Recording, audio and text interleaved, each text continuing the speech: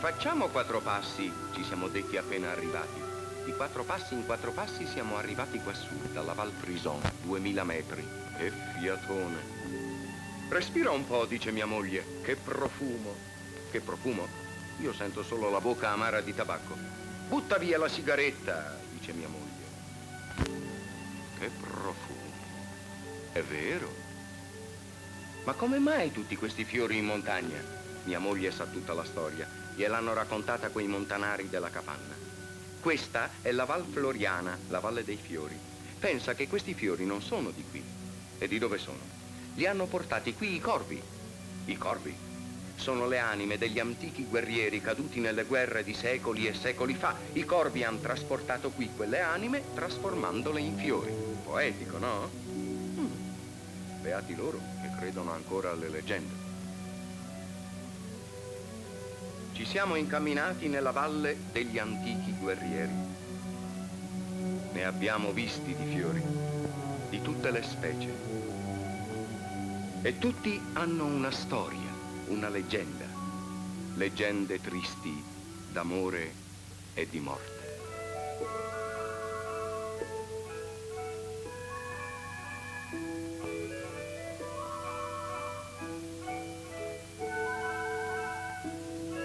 Più alta di tutti fra le cime, la stella alpina.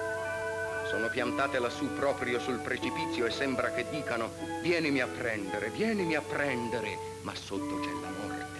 C'è una canzone sulla stella alpina.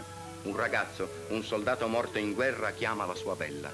Sali su questa roccia, lì m'hanno sepolto. C'è uno spiazzo fiorito di stelle, bagnato dal mio sangue. Cogli una stella alpina in ricordo del nostro amore. Perché sono così tristi le canzoni e le leggende di montagna? Perché l'uomo è solo ed è la storia dell'uomo che è triste. Quando l'uomo è solo, comincia a vedere le cose che gli altri non vedono, a parlare con le cose, coi ruscelli, coi fiori, i piccoli animali, le farfalle, le lumache.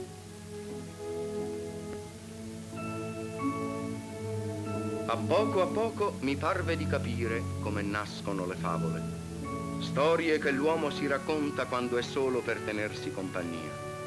A che servono tutti questi fiori, mi domandavo, qui in alto? Chi li coglie? Nessuno.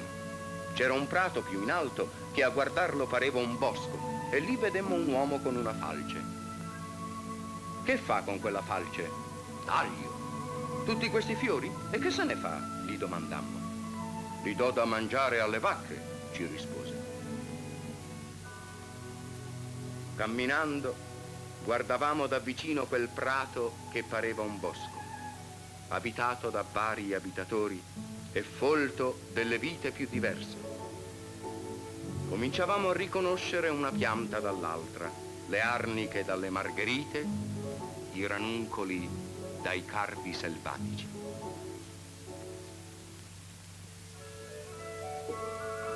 Gli alberi del bosco vicino a Paragone sembravano mostri enormi, giganti dalle strane forme. Se lo fissiamo questo albero a poco, non pare che diventi l'elefante della Minerva? Se li fissiamo un altro po', gli alberi si mettono a camminare come mandrie di strani animali. Eccoli lì, i giganti e gli gnomi, gli spiriti della montagna e della foresta.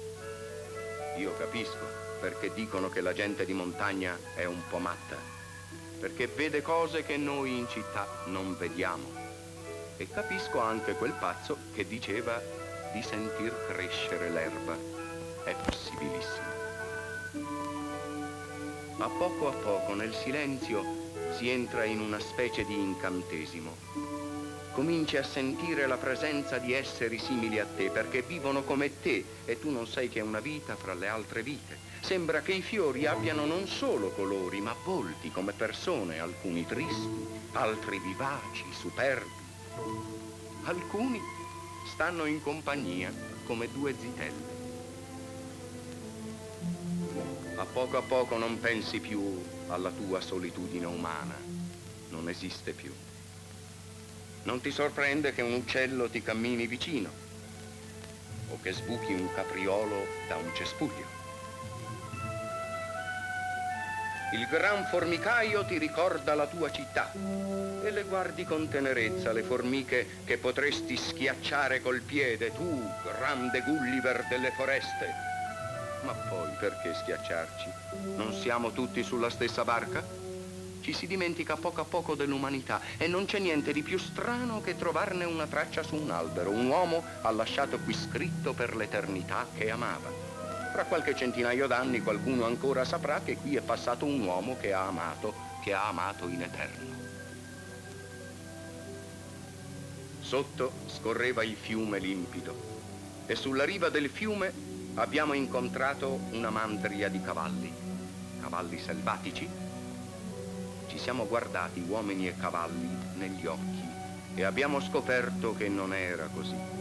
Eravamo sia gli uni che gli altri animali addomesticati, civili. Gli uni e gli altri ci trovavamo per caso sulla riva dello stesso fiume mentre l'acqua scorreva lambendo erbe e fiori e nelle acque respiravano tante altre vite.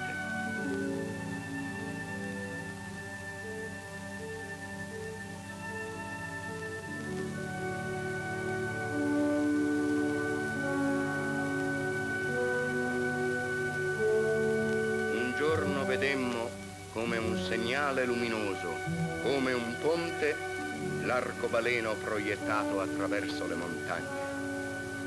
Ora so come nascono le leggende.